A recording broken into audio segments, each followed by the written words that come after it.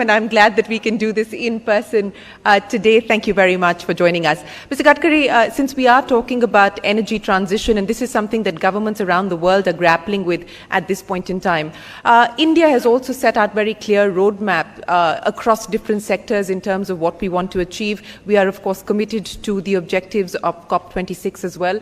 But I want to understand from you at this point in time, given the geopolitical context, given the geopolitical constraints and challenges, and the impact of that on our energy security, is there discussion on within government on what can be done to further accelerate the move towards renewable, to further accelerate the move away from fossil fuels? Actually, this is a very important question. Presently, because of import of crude oil, we are facing crucial economic challenges. At the same time, pollution problems. We have import of 8 lakh crores for petroleum products in India. And exactly on that line, we need to find out some alternative for that. So different alternatives are there. Government is working on all options. And I feel that in due course of time, we will be in position to give an alternative solution for the country. Just I am giving you the example. Presently, people are coming to me for getting electric vehicle, because the waiting list is 6 to 8 months. And they are taking my letters to the company that they will get the vehicle easily available. How many letters are you handing out every day? I have just given letter at least 50 to 60 people. So this is the situation. Once upon a time there was a question that how this e-vehicle will be going to be, you are going to use, how it can be charged. There are a lot of hundreds of questions from the people. But now we have e-scooters, e-auto rickshaw, e-car, and now the e-truck is available. The company is now requesting me to launch that truck. So I feel that in due course of time, the way in which the Indian industry is marching towards making alternative for that, and we have already developing the battery chemistry. It is the lithium ion is already there. We are making zinc ion, aluminum ion chemistry, by which I am confident due course of time we will be an alternative for that. At the same time, we are now processing towards green hydrogen. It can be a good source, it can be a great future. I have green hydrogen car. Actually, it's really very beautiful, and this is the future. Now we need to plan the way in which that we can convert sewage water into green hydrogen. That can be possible. The municipal corporation can be very much, they can make the project on that line. Then the solid waste management, by segregate plastic, rubber and glass. We get organic waste by which in biodigester we will get methane, and from methane also we will get the green hydrogen. At the same time, the parali, cotton straw, wheat straw, rice straw, bagasse, this agro biomass also can be used for making of green hydrogen, and this is the future. And I am confident that Indian scientists, Indian research scholars, they are doing excellent job. In due course of time, we will be in a leading position to the world as far as the green hydrogen is concerned.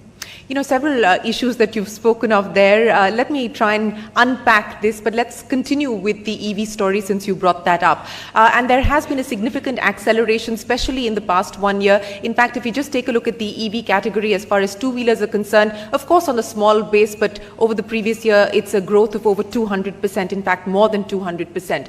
What I want to understand from you is you're trying to address this issue on the supply side, courtesy the PLI schemes. You're also trying to address this issue on a demand side from the perspective of providing customers and OEM subsidies under the FAME program. Now, the outlay for the FAME program, which for the benefit of our audience is the subsidy program that the government has put in place. This is the second edition and the second installment of that to try and subsidize and make e-vehicles more affordable. It's got an outlay of 10,000 crores.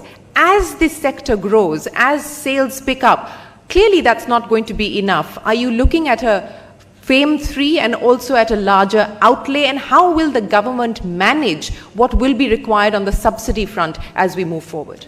Actually, government role is very supportive, but particularly in this sector, the heavy industry ministry, then power ministry, Niti Aayog, my ministry, we have an integrated approach for this.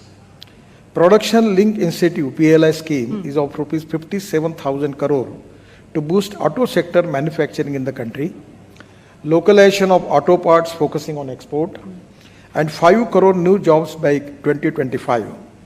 The vehicle scrapping program is very important, by which we will get the raw material, steel, plastic, rubber, and actually even lot of good metals we will get it from that scrapping policy, which is going to reduce our cost. And that is exactly the important that we will be more competitive in international market. The generate incremental GST revenue on vehicle sales approximately 30 to 40,000 crore for government, state and central government. It is a win-win situation for all the sectors. And I am confident that because of alternative fuel sector also, we are going to create more than 50 to 60 lakh jobs. Now the automobile component industry is very important. Presently the size of industry is 50,000 crore, export is 5,000 crore, import is 6,000 crore, and overall GDP contribution is 2.3% from automotive component industry, and manufacturing GDP contribution is 25%. Employment is 50 lakhs. Now my aim is to make our Indian automobile industry the size of 15 lakh crores.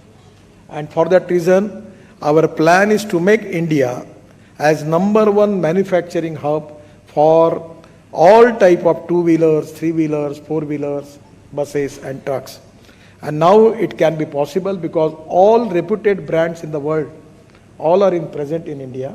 And I am confident by constantly improvement in the technology, in the alternative fuel also, 100% will be more competitive. We are trying our level best to reduce the logistic cost. We are making 26 green express highway. We are connecting all highway towards the ports. And by which the most important thing is, in place of diesel, the future fuel in the country is LNG. And as compared, if suppose the expenditure 100 rupees for diesel, for LNG it comes